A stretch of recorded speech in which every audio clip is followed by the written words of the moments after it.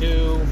Beware of spoilers. I am Adam, currently wrestling with my phone case as I start to leave work and head to the movie theater to see Crimes of the Future, the latest David Cronenberg body horror movie. But that's not what we're going to talk about today. We are here to talk about what's the word I'm looking for here? It's a documentary that premiered at Sundance called The Janes. And it will be debuting on HBO Max shortly, actually. The 6th, I want to say. The 6th and the 9th. Take a look at my calendar. I probably have it written down somewhere. A smart person would have taken a note before he went live to look it up. A Monday or a Thursday, I don't know which.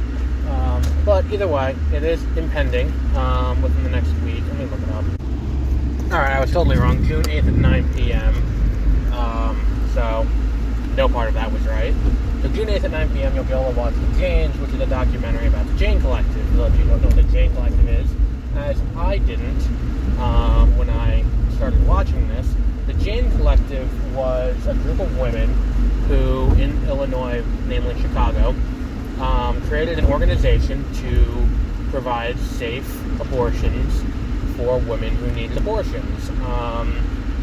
And this documentary really dives into the history of that and what caused the organization, how the organization functioned, and all of that cool stuff, which it seems dismissive to say about an important organization. So, it does raise a few cool, interesting. The problem with covering documentaries is the things that I would use to describe Star Wars feel dismissive when I use them to describe documentaries. So, that Patriot over there has the American flag out in the thunderstorm. That's not the rules of the flag, buddy. So, what they did was they had this organization that would, because what would happen is, before this organization existed and abortion was illegal, women who needed an abortion for whatever reason or wanted an abortion. I think that's one of the things that this documentary does well, is that it doesn't spend time justifying why the women were having abortions, because that's not the point the movie's trying to make. Like, the point isn't saying, like, this is important because what if X, Y, or Z happens, what happens then, it is, the basic underlying idea is that this should be a right. Like, this is a human right. So let's take a look at, where this goes. And if you look at, the way it tells the narrative about what happened is it goes into, okay, so women were going to get abortions. They were going to, at the time, before they started, the only place to get them was through the mob, going to the organized crime families, and they would charge $500, $750, or $1,000 to get an abortion. And it's like, well, that's, a lot of money. Like, it's a lot of money now, let alone in the 60s. It was a lot of money for someone to put up to do this. And especially when, rent at the time was, they said rent was $150 a month for an apartment in Chicago. And I'm like, that's, and if you use that as the barometer, and it's like, okay, so you're paying almost 4 months rent at the cheapest option, and it's like it wasn't safe. It's like they had doctors, but the doctors were only in it because they were getting paid to do it. They were, they weren't there to do it for, safety wasn't a priority, and bedside manner wasn't a thing either. And they talk about how some of these doctors didn't quite care about the safety of the women or anything like that, and they're forcing women to exchange sexual favors for getting the abortions and all of that kind of stuff.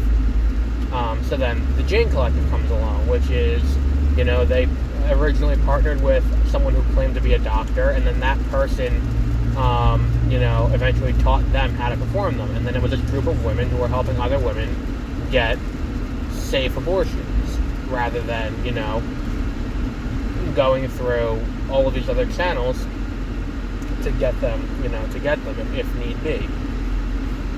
And then, they tell the story of like, you know, they do use some social impact moments and things like that, and they aren't used as like, you know, garnish or anything. When they first start doing it in the beginning, I was like, oh, so like this is just context, you know, for the era to set up like, oh, and this is what was going on in the rest of the country at the time, and this is why this is important, is that it's, you know, this other thing was happening here, and because that other thing was happening there, they you know, that kind of created this environment where it, you know, I'm saying, you know, a lot, where it allowed us to flourish and allowed people to assert this autonomy. And because they were, you know, gaining this autonomy, they're talking about like how women couldn't get birth control at the time unless they were married. Like a woman couldn't get birth control unless she was married. So like there was this whole thing where women would go to stores, buy like rings, and go to a doctor as Mrs. So-and-so, just so that way they can get birth control pills. And then there were things like, you know, there was a diaphragm, but there really wasn't too many other options in contraception at the time. And to look at this for what it is, and really, you know, take into consideration everything that was going on in the world around it, it's like, well, this is why. And it also kind of creates this thing where everything that was going on then is still kind of being dealt with now, considering it was the 60s, and it's like these women's organizations that would eventually go into becoming the Janes. Like, it's basically their origin story. Why do they exist? Why are they there? And then why do they take this next step towards becoming the Janes and helping women in this way? And to that end, it's not like, you know, this thing of here's the entirety of abortion, or anything like that. It's more like this organization existed and no one really talks about it, and it kind of had a pretty major purpose at its time. And then the fact that the women ended up getting arrested and charged with facilitating abortions and all of that, right before Roe v. Wade ended up becoming codified into law, and then they got off as a result. It's an interesting thing that like shows how the organization kind of lasted as long as it needed to. And it's not the thing that's with this documentary is that it's not content to argue for or against abortion. It's not doing that. That's not its purpose. It's not here to change someone's mind as to being for or against the act of getting an abortion, more for the fact that it should be allowed for someone to do that if they so choose. And then it's interesting too, they talk about how New York was the first state to legalize it, and then once New York legalized it, it's never spelled out explicitly, which was an interesting kind of situation to put himself in. It was a really cool idea to illustrate it in this way, rather than, you know, be kind of upfront about it and be like, and here is the A, B, C, D of what happened. It's at one point they talk about how they were, you know, the Jane Collective was helping out women who came from wealthy families and women who came from powerful positions and all of that. And then New York gets legalized, and then after that they're like, well, we never really had any police run-ins until, you know, New York got legalized. And they talk about how, well, when New York got legalized, anyone who had money and wanted to get an abortion could just go to New York and get an abortion. So what else was there with this?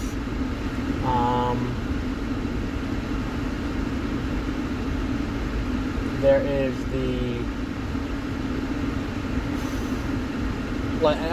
that's what I was saying. And then sorry, I got distracted by looking out my window at the price of gas. That we now have the gas tax holiday in effect. And then what happened was then, you know, police started to get attention. And police started, then it started to be looked at more difficultly. And it really creates this feeling that, before New York legalized, and before it started to get accepted in some of the more liberal states, and it started to get legalized. And I'm using, by saying the word liberal or anything like that, I got way more political than the documentary ever does. The documentary doesn't assign blame to Republicans, to conservatives, or to anyone like that. They're even hesitant to assign blame to the church, and even kind of ingratiates the church a little bit. It makes the church look a little bit better than I would have thought it would, because the church did have moments where it was not totally against abortion at the time.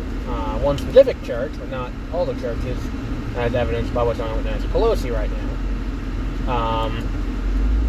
So, like, what we're looking at here is that they, as that was happening and as people were able to do that, it was always a criminal act, but in terms of enforcement, until the abortion was happening outside of the state, once the people who could afford it could leave the state and do it legally and safely, then they started cracking down on these other organizations.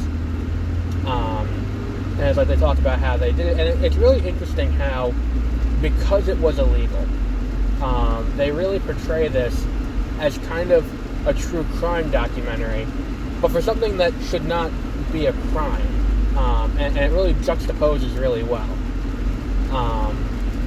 And it does make it more interesting for the viewer, which, at the end of the day, we're talking about an important topic, but for a documentary, we're still talking about a movie.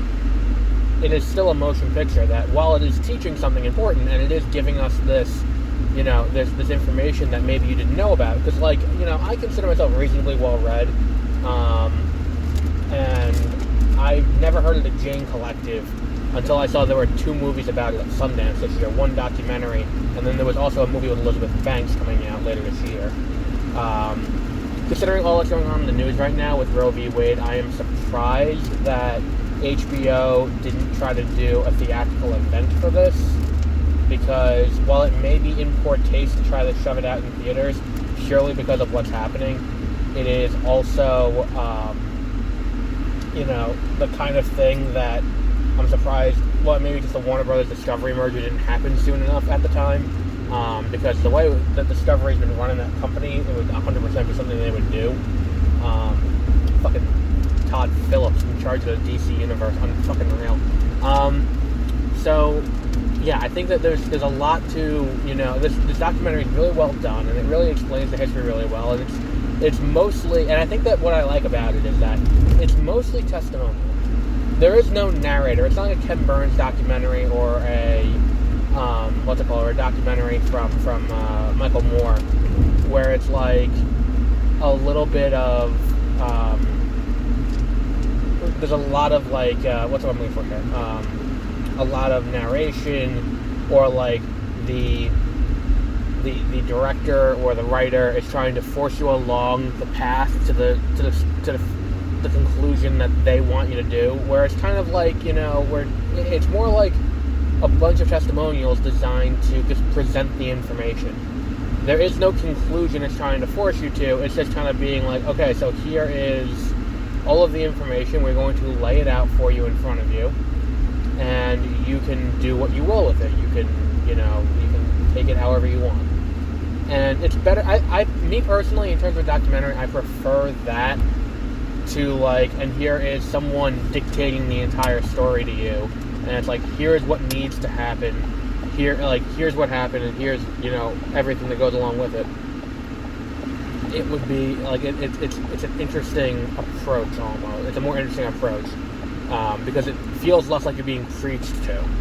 And I think that makes it more, a lot of people are more receptive to that then. Because, like, the minute you start being like, and here is exactly what you gotta think, and here's what we want you to do, a lot of people are like, okay, fuck off. Like, don't tell me what to do.